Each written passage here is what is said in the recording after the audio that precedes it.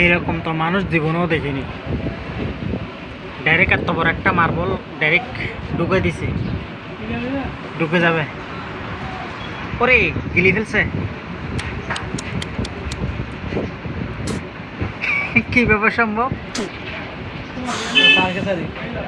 আরে সার্কে না, কম্বু কিলার, কম্বু। কত বড়, এত বড় একটা লোহা এখন যেভাবে বললাম মার্বেল খেলাটা সম্ভব ওই যে তুই পাকা করে ফেলবে এখন। এই এত বড় লোহা,